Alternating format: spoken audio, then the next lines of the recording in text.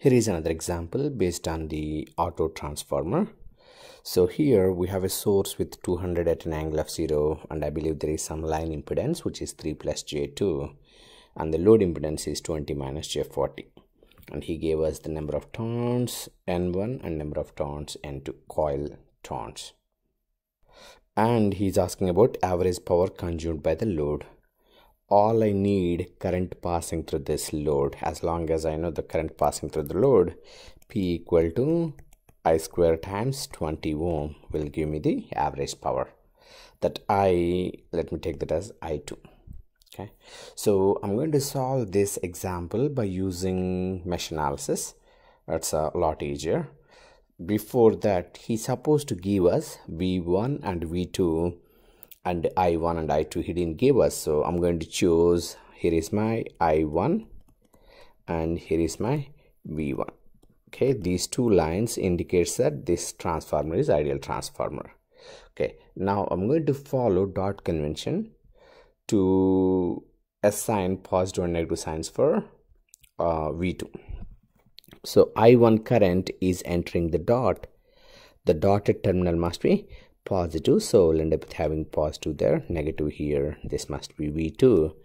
My I2 supposed to leave all the time the dot, so here is my I2. If I don't give you this positive and negative signs, actually that is a lot easier, because you can find by using the dot convention and you can assign yourself. If I assign them, sometimes you may end up with V2 over V1 equal to negative. Okay, now I'm going to find the transformer ratio. Transformer ratio, I'm going to call this as N. N is nothing but number of turns on the secondary side. So if you look at the secondary winding, this is my secondary. How many number of turns are there on the secondary? I have N2 over on the primary. I have primary side, I have both windings N1 plus N2. Okay, this is transformer ratio basically. If you look at the turns ratio, this is transformer ratio. So this transformer ratio is nothing but V2 over V1. Okay, transformer ratio is always V2 over V1. I can say another way, which is A is called turns ratio.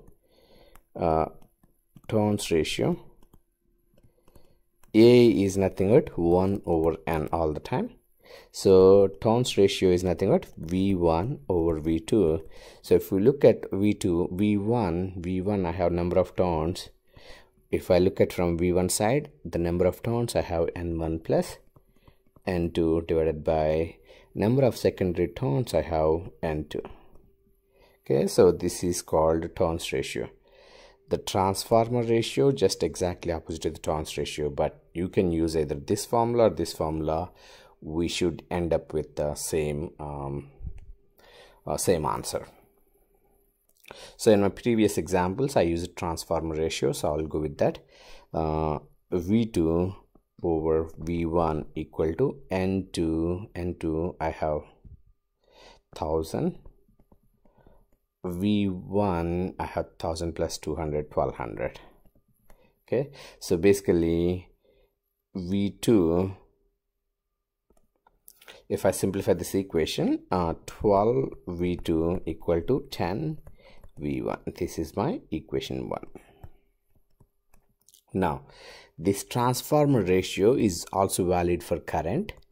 This must be I1 over I2. So if I use that formula, I1 over I2 equal to 1000 over 1200.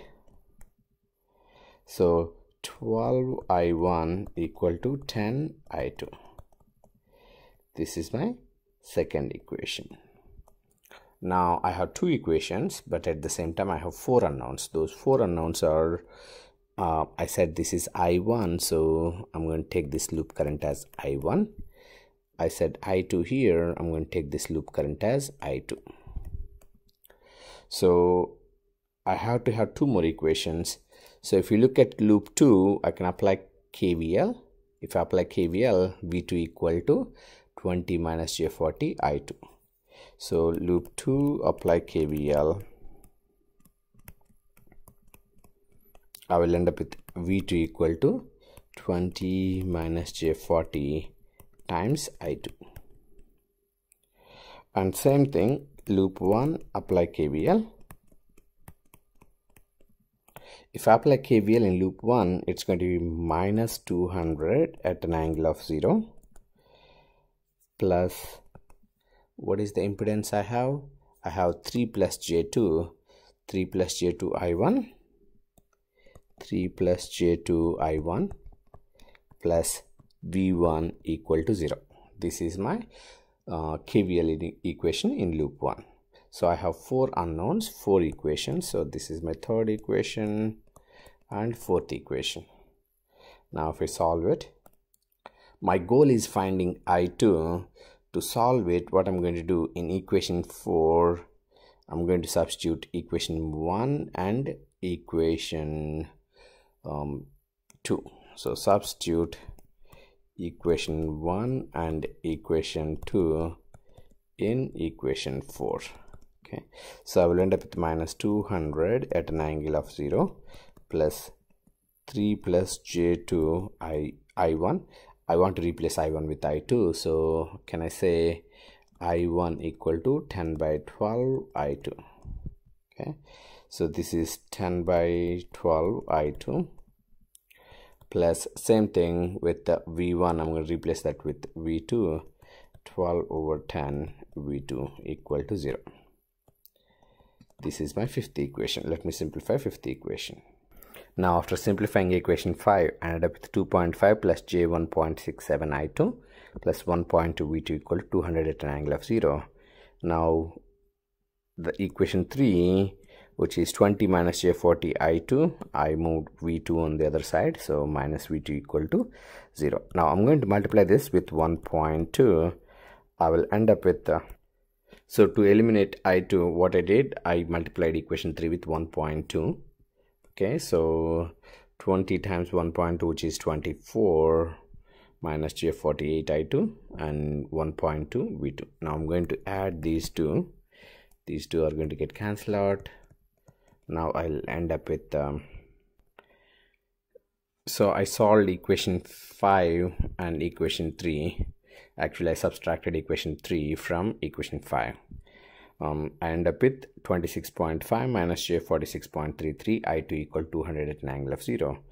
I2 equal to 3.74 at an angle of 60.23. So the power consumed in the load resistance, active power is always consumed in the load resistance, which is I2 square times RL, 3.74 whole square times 20, which is 280.86 watt. That is the power consumed in the load. Okay, I'll stop this video here. Probably next video I'm going to talk about three-phase transformer. Thank you.